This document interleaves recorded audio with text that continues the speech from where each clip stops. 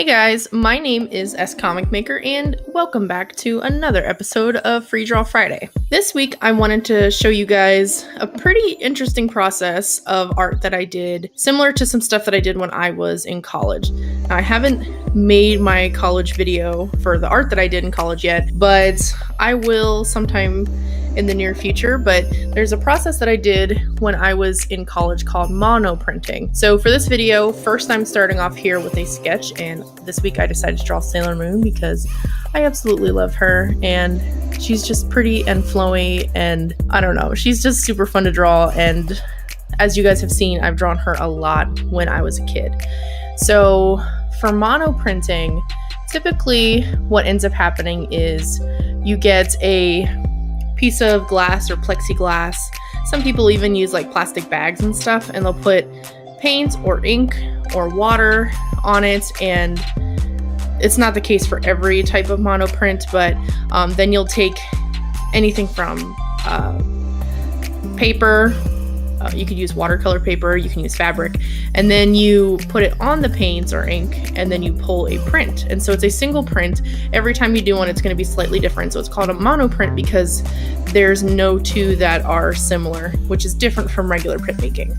So what you see me doing here is actually, I don't know, something that I did when I was in college.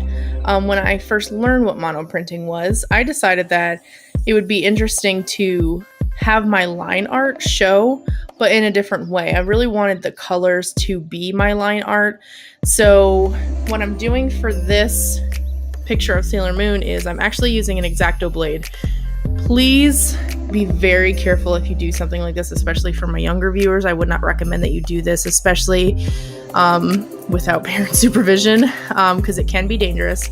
But in this picture, what you saw me do is I took an X-Acto blade after I finished drawing my sketch, and I used the X-Acto blade to scratch at the lines that I had made, and then I erased the pencil marks so that you can't really see them anymore. And so what's going to happen is when I paint, the paint or the really watered down paint is going to like seep into the lines, and then the line art will come from that. So what I'm doing right here is I'm starting to mix the paint, and I'm actually going to, it's kind of difficult, but I'm going to use the picture that you just saw, the scratched up final picture, I'm holding it up here, of Sailor Moon, and I'm kind of painting in like a mirrored version of it as best I can. With this, I'm not trying to be exact. I know that there are going to be places where the color doesn't exactly match up in the face, but I'm kind of just giving an approximate, I don't know, like an approximate version of what it looks like, because I want the colors to kind of pool around. You can do this when I've done it in the past. I've done it with a plastic bag, and I'll do another video like this soon, where when you use like a plastic bag, you get this really like scattered paint look. But this is super, super fun, and I would recommend anybody try to do this, even without scratching into your paper with an X-Acto blade. You can just straight up try to paint a character like this, like you're seeing right now, and then when you pull your print, you can draw on top of it. And I've done that before too, and I can show you guys when I do my college art video. But you're about to see me pull this print. So flipping the paper, putting it down, and then you're gonna see the paint is gonna kind of pool into the lines. So here we go. Ta-da! So it's never perfect. Sometimes you might end up with something that you're not necessarily happy with, but I'm kind of at this point cleaning up some of the paint that was kind of extra, and I'm even going back in with a like a napkin and kind of putting color in places that I wanted it to be. I probably should have at this point let the picture dry completely, because the color pencil wasn't really taking because it was still wet.